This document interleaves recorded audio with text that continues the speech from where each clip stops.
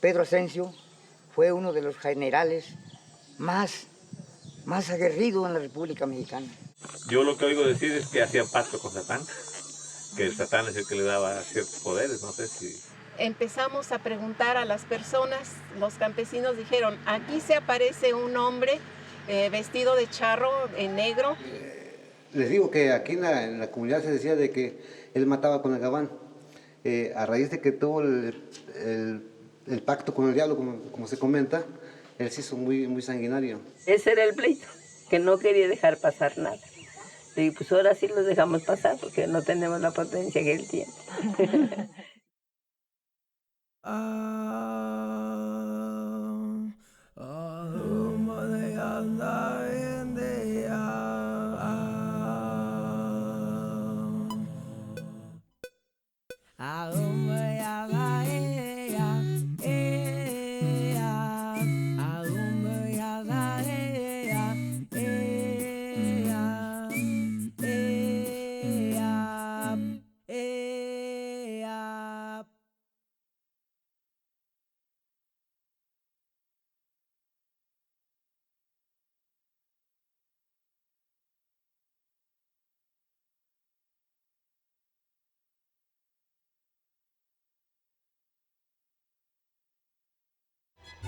Enclavado en la agreste geografía de la Sierra Madre, rodeado de filos y de cavernas, encontramos un pequeño poblado de Guerrero con algo más de 50,000 habitantes.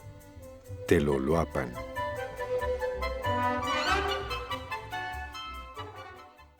Teloloapan significa agua que corre por debajo de las cuevas. En Teloloapan hay infinidad de resumideros, entradas, salidas. Es que la gente se refugia ahí. Este origen prehispánico se conserva en su actual escudo de armas, en el que además, y con la misma importancia que se le da a Cuauhtémoc, aparece un enigmático personaje enmascarado que en su mano derecha sostiene un chicote.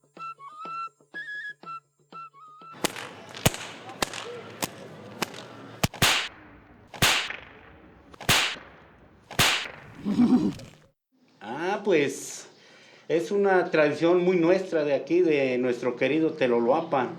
Y pues yo desde que tengo uso de razón, pues siempre me la inculcaron mis mayores. Al principio, los diablos cuando se vestían y llevaban un ramillete de flores. No eran muy agresivos como ahora. Tornaban sus chicotes y veían a una señorita y la cotejaban, ¿no? La acompañaban y le daban su flor, y la abrazaban, pero con todo el respeto que se merecía la dama. El origen de los diablos gira en torno al personaje Pedro Ascencio de Algeciras, ¿sí? Que fue lugarteniente o brazo derecho de don Vicente Guerrero durante la Guerra de Independencia. Los diablos de Teloloapan es una estrategia que emplea Pedro Ascencio de Algeciras. Sí, se puede decir la estrategia más importante porque él tuvo infinidad de estrategias. Sí, así es que los diablos de Teloloapan no es una danza, es una tradición.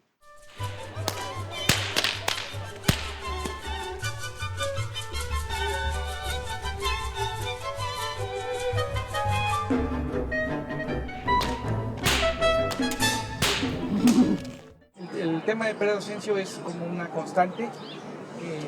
Forma parte, digamos, podríamos decir que de la educación de la región, porque siempre se pensó que Pedro Ascencio era originario de la Tierra Caliente. Pedro Ascencio Algeciras nació en Acuiclapán, lo dice la leyenda, no tenemos historia bien definida. Hay algunos párrafos en algunos libros donde habla muy poquito, que sí es de aquí. Era de Escapuzalco, de Alquicira, sí, de allí es, sí. Nomás que pues él recorrió todo, pues, que con menos de su virtud que tenía, pues, sí. Y fue un personal grande, pues, que nunca fue rendido ante ni del gobierno, sí. Pues yo creo que ese ya fue herencia de nacimiento de sus padres, porque según que sus padres ya venían dependiendo como, yo nomás me imagino así, como del rey Cuauhtémoc, Porque nosotros aquí, este es nuestro reino azteca, aquí o no. Yo pienso que aquí es un reino azteca de aquellos pues moradores. Como todo personaje de leyenda, Pedro Asensio es reclamado como propio por las localidades que vivieron su influencia insurgente. Lo que no está en duda es su carisma y su extraordinaria habilidad militar. Por eso se separó de las guerras, por su valentía y astucia que tenía más. Luego Pedro Asensio, cuando había una guerra que iba a implantar, invocaba a sus compañeros a quemar carrizo, otate. Porque el otate truena, a quemar otates. Dejaba aquí quemando el otate, daba vuelta, ahí los agarraba de sorpresa. Es un héroe muy importante en el desarrollo de la independencia. Precisamente él fue con don Vicente Guerrero que sostuvo la lucha independentista hasta el final, hasta que fueron derrotados los españoles y aún así no se querían ir. Entonces Pedro Asensio decidió, ya nombrado por Iturbide el jefe del tercer cuerpo del ejército trigarante, decidió atacar Tetecala para poder obligar a los españoles a que firmaran la rendición y se fueran de nuestro país. Es lo que yo veo mal, de que esas personas depositaron su vida en la urna de la batalla por darnos la libertad, ni siquiera aparecen. Ese hombre que casi no se reconoce, ese hombre que lo tienen olvidado.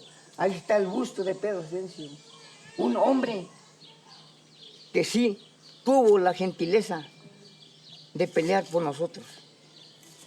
Y ahora no le hacemos caso.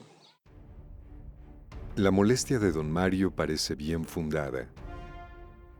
Solo por citar un ejemplo de la forma como se ha tratado a Pedro Asensio en la historia, leamos la única mención suya en la gran historia de México ilustrada.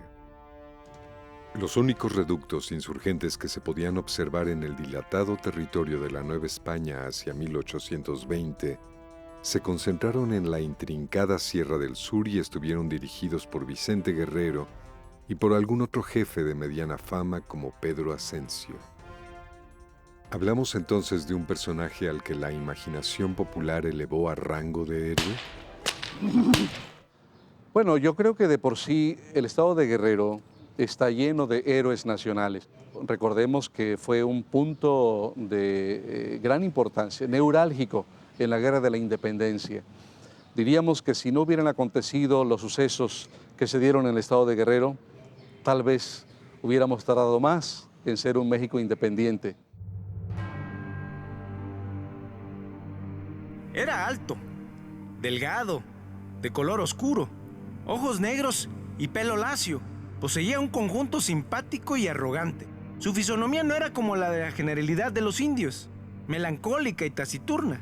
Por el contrario, una sarcástica sonrisa que constantemente jugueteaba en sus labios, y una mirada penetrante y atrevida le daba un aire tan terrible como respetable.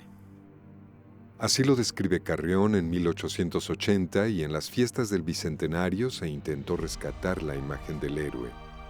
Pero esta se une a otras que muestran las diversas interpretaciones que de Pedro Asensio se han hecho. Pues fíjese que casi que las alquiciras todas tienen la misma fisonomía. Ajá. Toda la raza de los alquiciras tienen la fisonomía. Claro que los hijos ya cambian, ¿no? Por la familia del papá, pero de parte de ellas no, todas son. Tengo retrato de mi tía, tengo retrato de mi mamá y usted va a ver la fisonomía que todos tienen, la nariz agavilanada. Tenemos entonces una fiesta de celebración precisa y un festejado cuyo rostro se multiplica como el de las máscaras que lo celebran. ¿Qué hizo Pedro Asensio para ganarse un lugar como diablo?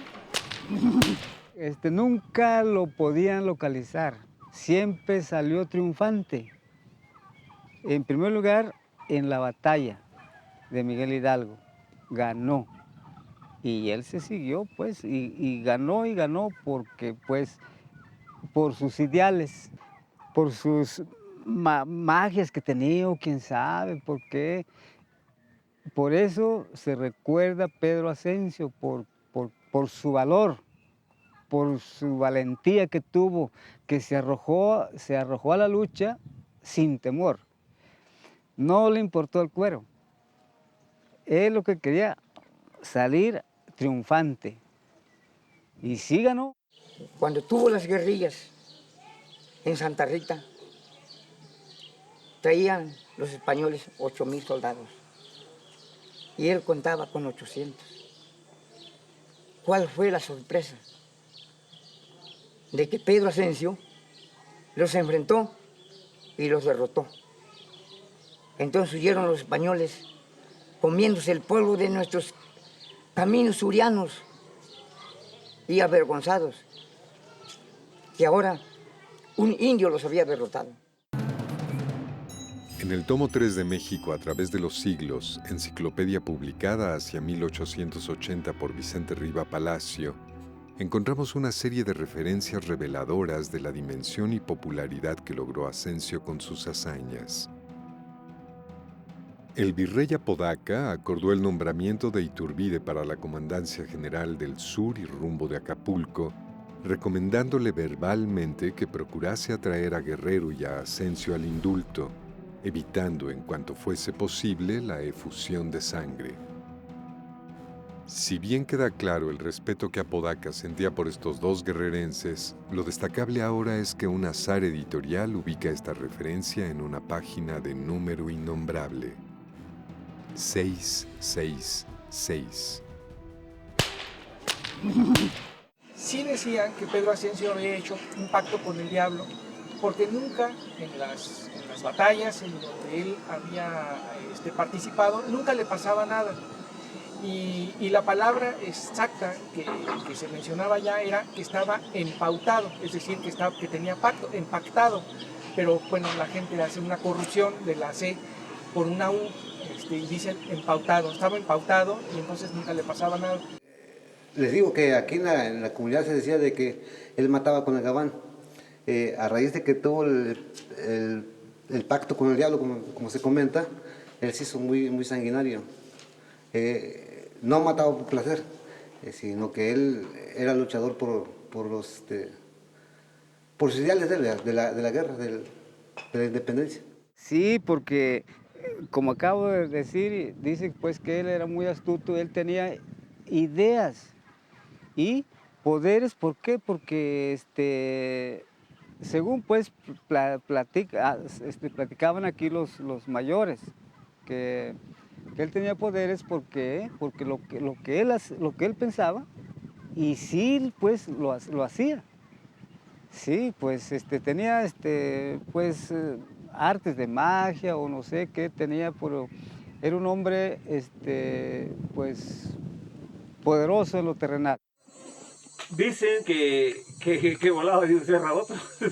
No sé qué tan cierto es eso, ¿no? Pues no, la verdad no, sí, pero sí se cuentan algunas leyendas de esas que yo no muy bien las creo, pero a la forma de que se hizo famoso y invencible, pues no sé si algo de cierto hay eso, pues sí se cuenta que entre cerro y cerro, porque aquí hay cerros muy altos, que en ocasiones dicen que volaba, pero no sé qué tan cierto sea, ¿no? Yo lo que oigo decir es que hacían pacto con Satán, que el Satán es el que le daba ciertos poderes, ¿no? Llegamos así al que representa un momento cumbre en la historia de nuestro personaje, Fausto mexicano, en la tradición oral que el pueblo le adjudica.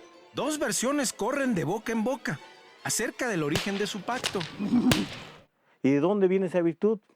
Y ya empezaron a decir la gente mayor, ¿no? Que esa virtud se la había dado una serpiente.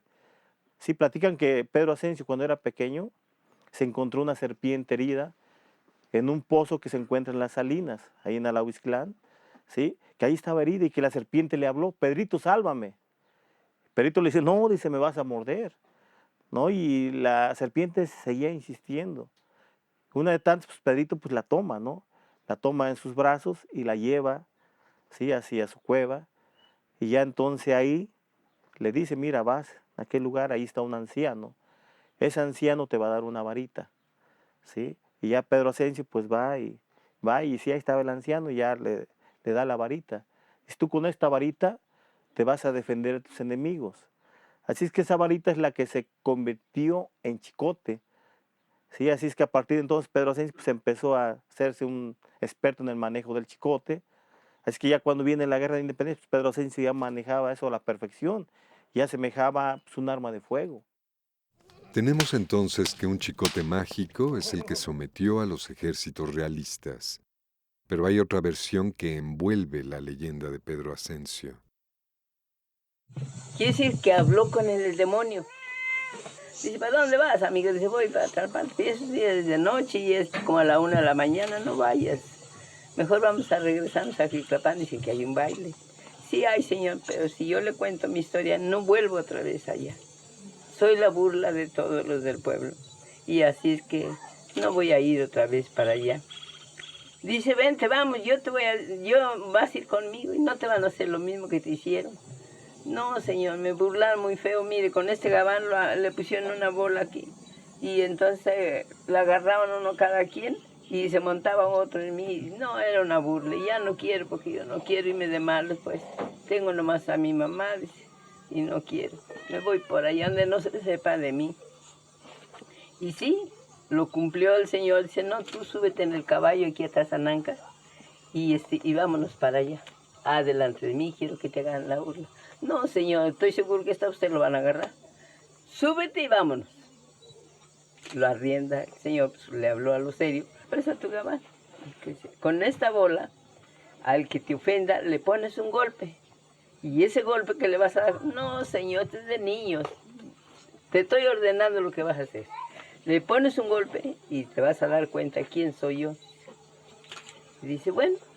Entonces le pegó el golpe con la punta del gabán y dice, bueno, pues está bien. Dice, el primer golpe que le dio, pues lo tumbó y dice, caray, tiene su punto mi gabán, yo no sabía que eso tenía una dicha. El gabán del niño Pedro tenía una dicha.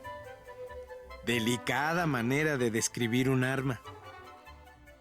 De una manera o de otra, todos coinciden en que un aire sobrenatural gira en torno a la figura de Pedro Ascencio, el pautado. Recordemos que el matar no siempre es un pecado. Será en todo caso un delito que pues habrá que juzgar adecuadamente, pero no necesariamente un pecado contra la vida moral, porque no es lo mismo que ahora un secuestrador mate a su víctima a sangre fría, sin motivo alguno, a que alguien luche por una causa como la que fue aquella por la que lucharon los insurgentes que buscaban la independencia de México. Una causa social totalmente justa. Eso es todo, que quedó virtuoso pues el hombre.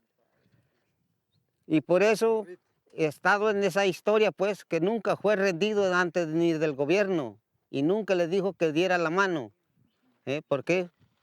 Le había dado esa virtud y fue un personal grande que quedó en la patria mexicana de nosotros. La historia se escribe desde distintas perspectivas y la que nos da la tradición oral está sembrada de cuentos y leyendas que se tejen a lo largo de las noches que iluminan nuestro sueño. Esta es la historia de un hombre olvidado por la ciencia que emerge poderoso de la voz popular.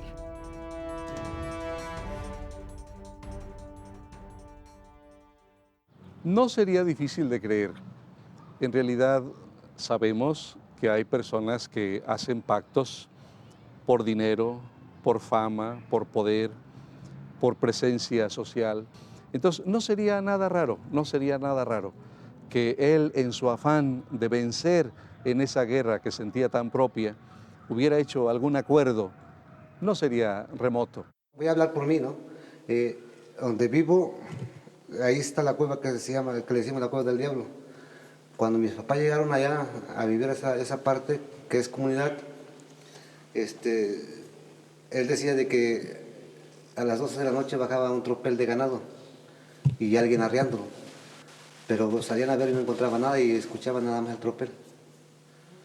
Y yo sí les platico que sí, a mí me tocó encontrarme con él, pero nunca me imaginé que fuera el diablo, fue una persona. con un gabán. Pero cuando pasó junto de mí, sentí escalofrío en mi espalda. Quise correr y ya no pude. Entonces, que existe, existe. Si la causa insurgente tenía en Vicente Guerrero a su mejor aliado, Guerrero contaba con Pedro Asensio como su mano derecha y admirado estratega. Pedro Asensio en esos días estaba por Alahuizclán, ¿sí? Por allá hay una cueva, ¿sí? Ahí donde estaban refugiados. Así es que llegan y empiezan a prepararse para el ataque. Pedro Asensio se le ocurre hacerles creer que el amigo, o sea, el diablo, estaba enojadísimo, estaba, ¿sí?, preparándose para salir a reclamar lo mucho que habían robado durante tantos años. Así es que ahí empiezan a emplear a los niños y a las mujeres, ¿sí?, para que corrieran la voz con los soldados. Y mientras ellos empezaron a elaborar máscaras, y ya que estuvieron preparados, ya vieron que ya los soldados estaban preparados psicológicamente, ya que su conciencia no estaba tan tranquila, ¿sí?, pues andaban asustados. Así que ellos empezaron a poner cueras de gamuza de venado. Cuando te pones tú la cuera, es el poder para poder espantar a la gente, sorprender a la gente, divertir a la gente, sacar a la muchacha que no te hacía caso de chavo, pues ahí te disfrazas, la jalas y se va contigo.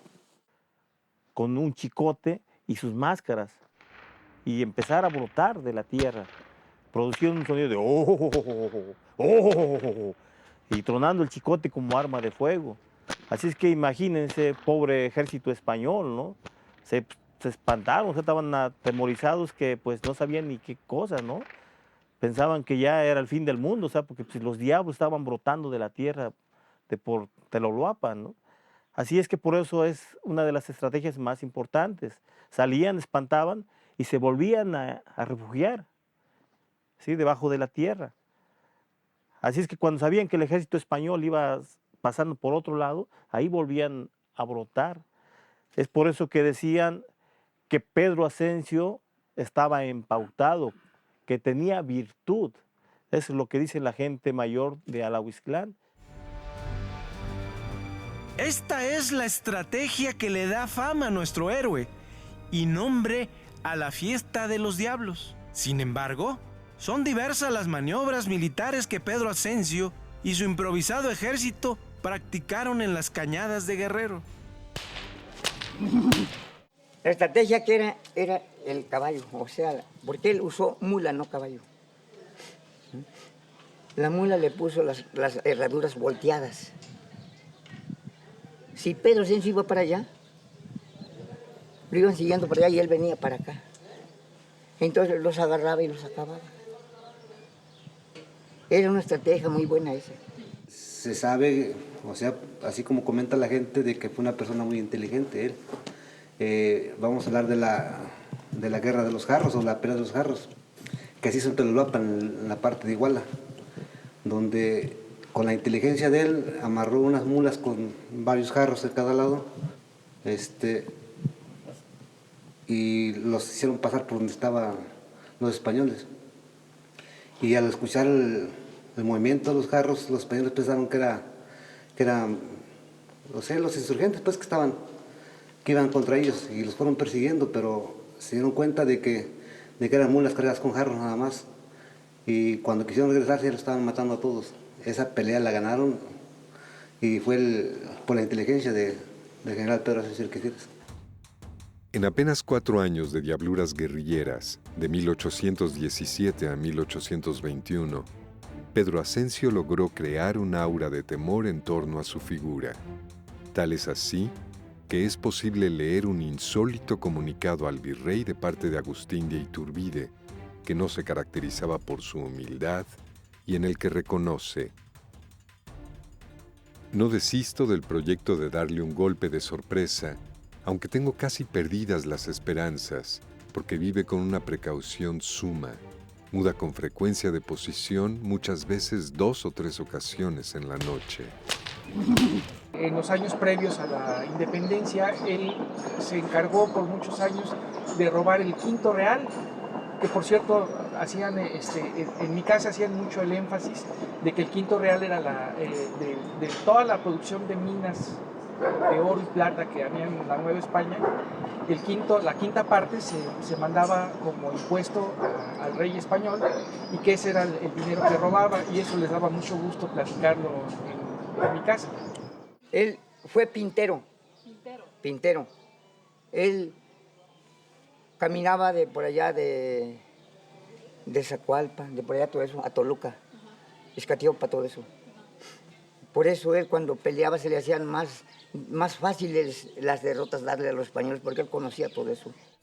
Algunos historiadores sostienen que la guerrilla agraria de Emiliano Zapata un siglo después está inspirada en las diabluras de Pedro Ascencio. Este camino conduce a las grutas del Potrerito, que es la parte importante de esta zona. Bueno, en tiempos de Pedro Ascencio de Alquiciras, ese era un refugio. Es una gruta que está muy amplia, y pues ahí se escondía cuando lo perseguían los gachupines o los españoles, ¿eh? Ahí se escondía. Él conocía muy bien la zona y estos no la conocían, pues. Y es que tenía una entrada muy estrecha. Pasaba usted y no la notaba, ¿eh? Entonces era un refugio muy estratégico. Valiente, cauto e ingenioso. Así lo califica una de las escasas crónicas de sus batallas. Y es lo mínimo que podemos decir de Pedro Ascencio. En el Cerro de Santa Rita, la santa de lo imposible, y quizá por eso, símbolo que enarbola su guerrilla, venció en memorables batallas al comandante Juan Domínguez y al incuestionable coronel Rafols, al que además derrotó en otras varias. Pedro Ascencio, nomás de repente como que lo apañaron, pues, con su mujer. Y él fue el que ayudó a Miguel Hidalgo a combatir la batalla. Ajá, y con su gente.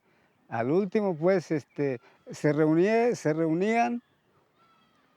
El lugar ahí está. Por cierto, se nombra el Tecostle. Es un cerro que está allí. Allí se juntó Pedro Ascencio con su gente. Y Miguel Hidalgo. Sí, era muy astuto, porque él tramitaba sus asuntos y guiaba a su gente, pues. Él usó esa astucia. Por eso Miguel Hidalgo lo agarró como de momento, pues, porque le halló ventaja, que era muy astuto y que solamente pues él podría ayudar a esa gente, y sí lo ayudó, pues. Aunque nunca estuvieron juntos Miguel Hidalgo y nuestro héroe, para don Pedro el entusiasmo independentista los une. Y no hubiera estado mal que el padre de la patria contara con los servicios de este militar espontáneo que incluso derrotó a Iturbide. Fue el primer triunfo que fue de Agustín Iturbide. Fue un hombre americano, no creo cómo le nombraban ese señor de por allá lejos. Entonces él venía con el fin, de ahí fue en Tizclas, que fue una pelea, y triunfó. Entonces entraron a que iba a ir a México, ya en México habían sabido que él iba a triunfar, y no pudo triunfar, porque Agustín Iturbide, él venía con un fin de liquidar posiblemente a mi tío, pero desgraciadamente, con suerte, pues no llegó a ese triunfo.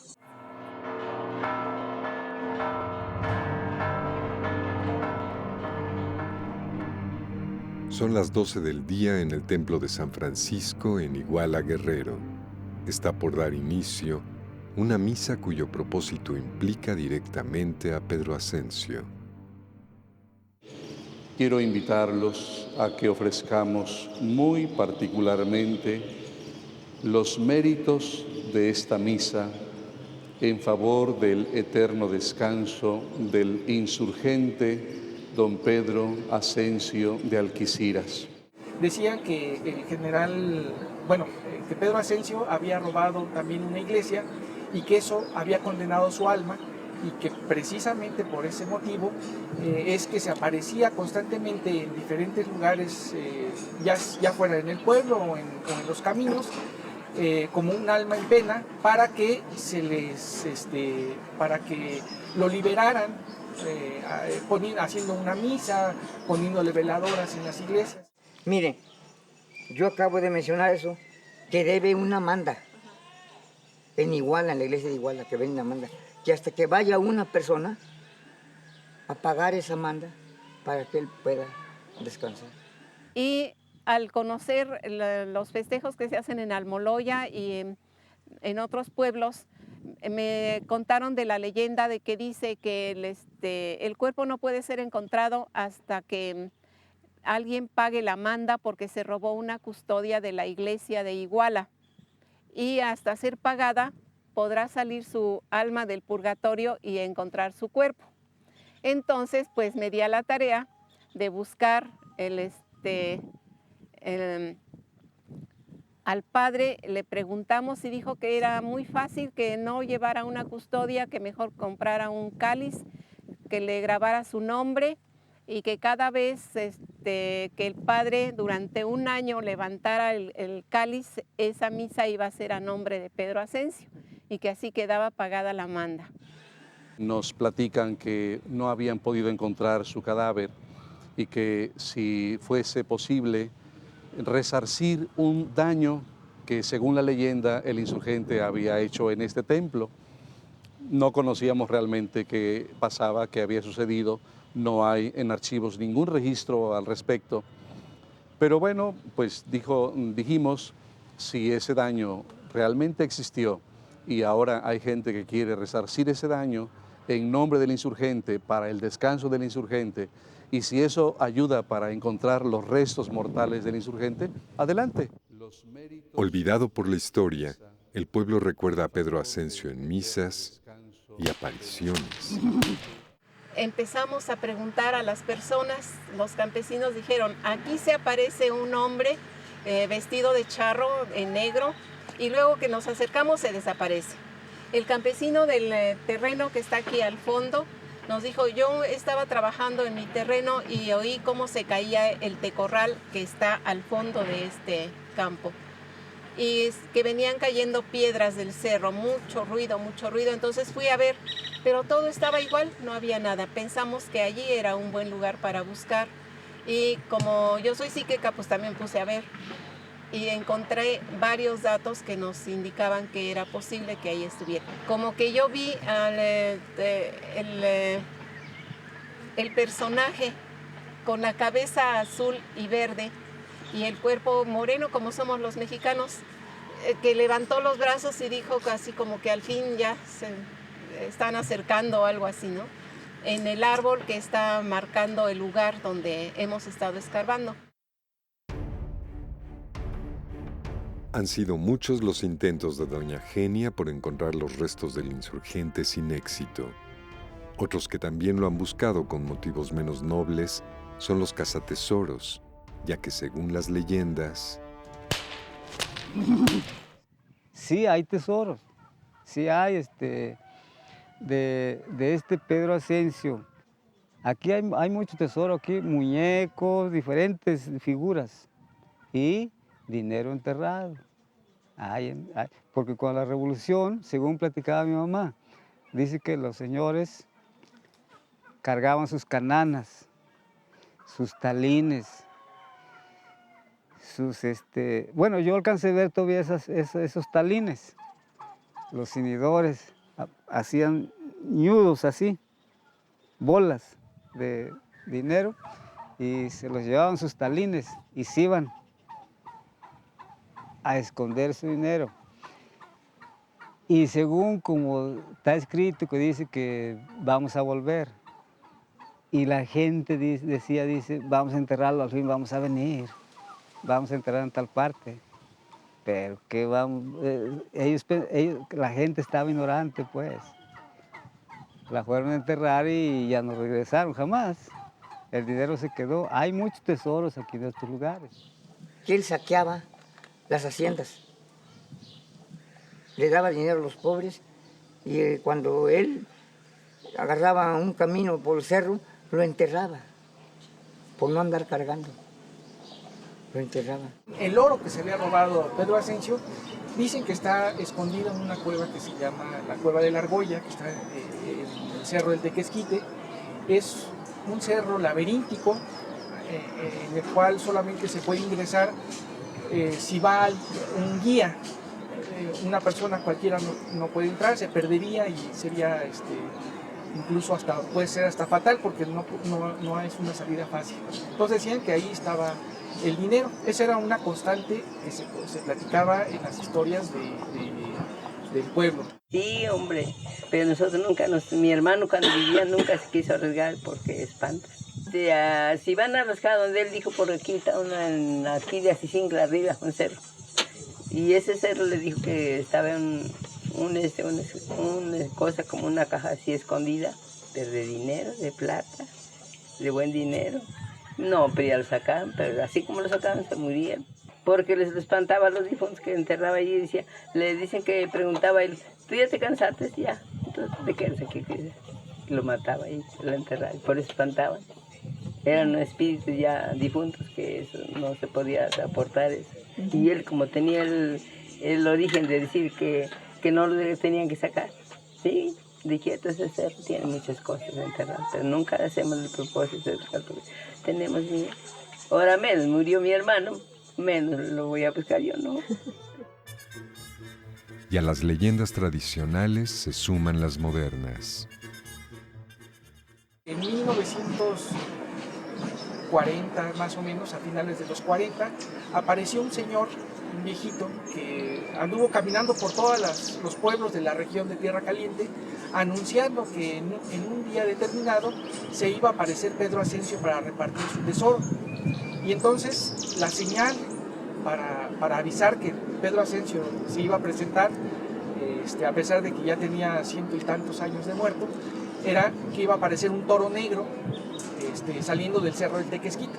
Entonces, el día que el señor anunciaba en el que se iba a presentar Pedro Asensio, la gente empezó a llegar como en una romería. Llegaban familias enteras, platican con sus comidas, con sus recipientes de agua, y hacían como una especie de picnic enfrente del cerro del Tequesquite, esperando la llegada. Y cuando efectivamente aparece el toro negro,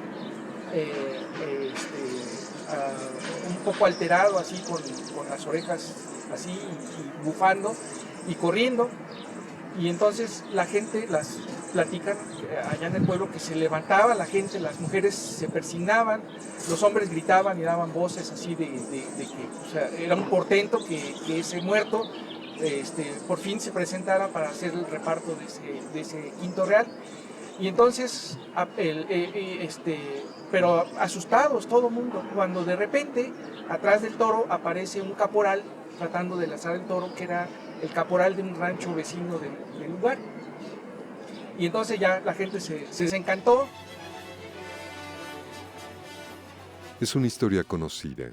Todos los pueblos del mundo y en distintas épocas han tenido una igual.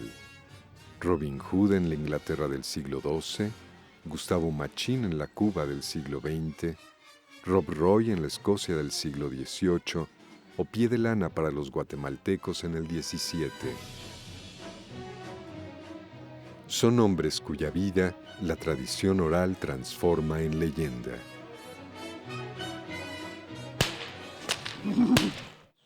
Que lo culpaban, que robaban las iglesias, que lo culpaban, que se comían los niños, y eso no es cierto.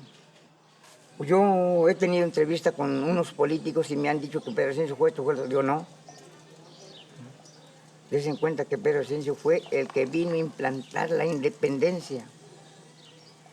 Él implantó la independencia por su astucia, por su valentía y por ganar tantas batallas. Él fue el líder de todas las guerrillas, le digo. Y óigalo bien usted, le digo, me da lástima que usted es un licenciado y es político y no sabe nada, le digo.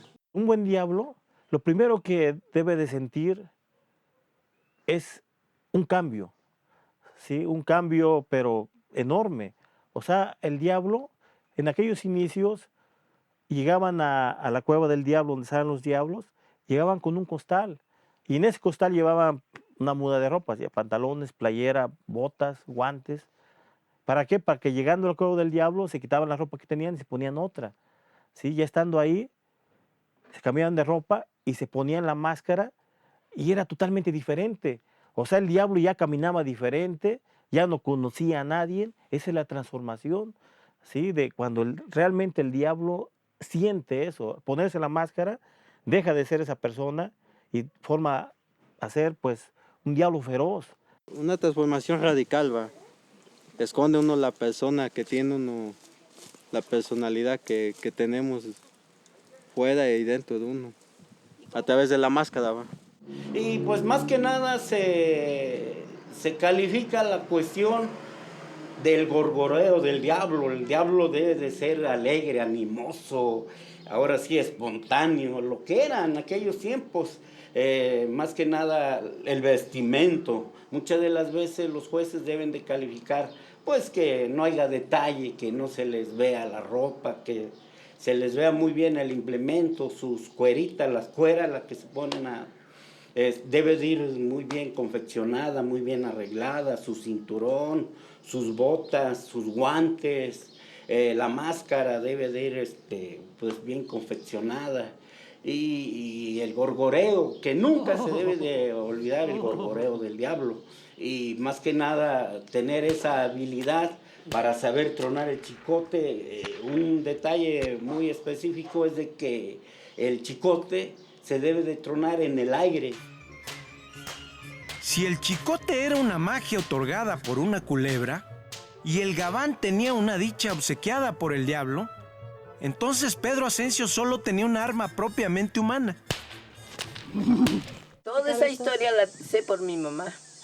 Mi mamá fue hija de Agustina Alquicira, familia de tío Pedro Ascencio Alquicira. Fue muy acercado, fue como, decimos, como un sobrino.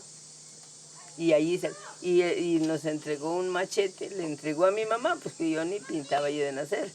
Así es que se le entregó a mi mamá un machete, una espada, la conservo todavía. Mandaron a venir de Chilpancingo, venían que querían llevarse.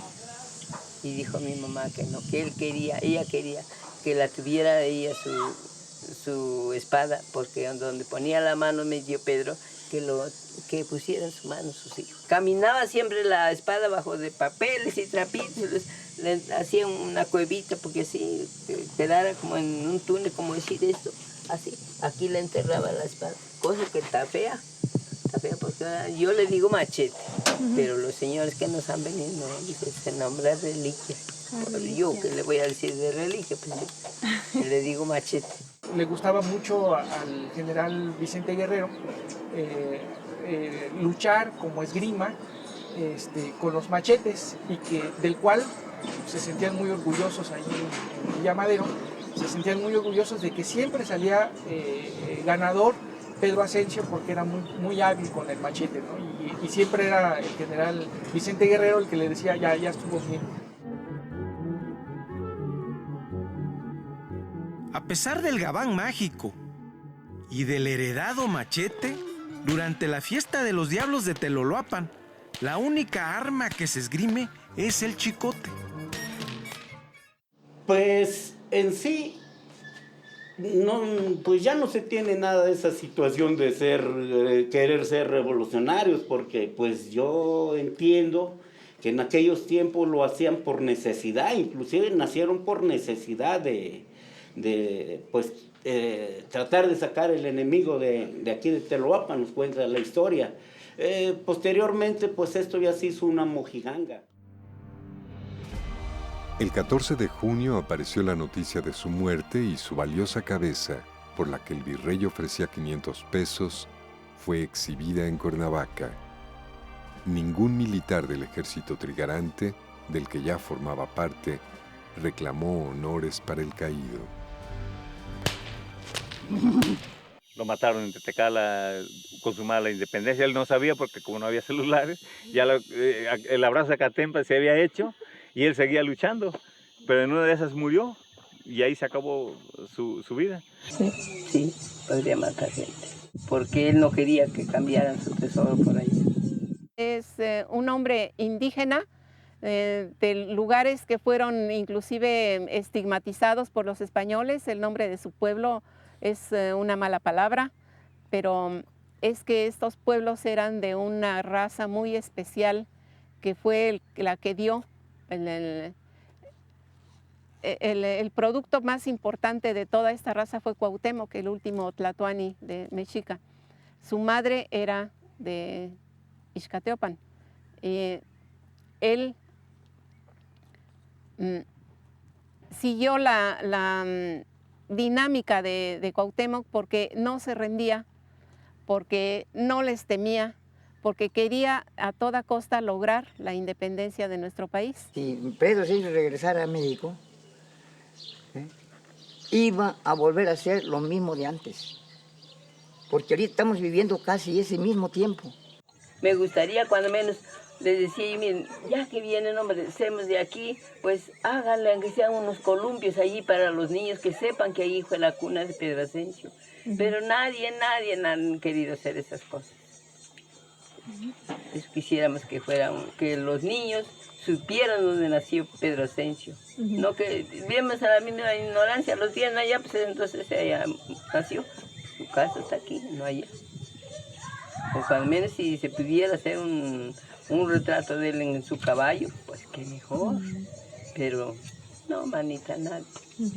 Nadie ha querido hacer que sea una pequeña para los niños de kinder que tan inocentes, pues van reconociendo. Pues aunque sea unos columpios, para que el diablo de Pedro pervive en la memoria de un pueblo que día a día pierde la memoria.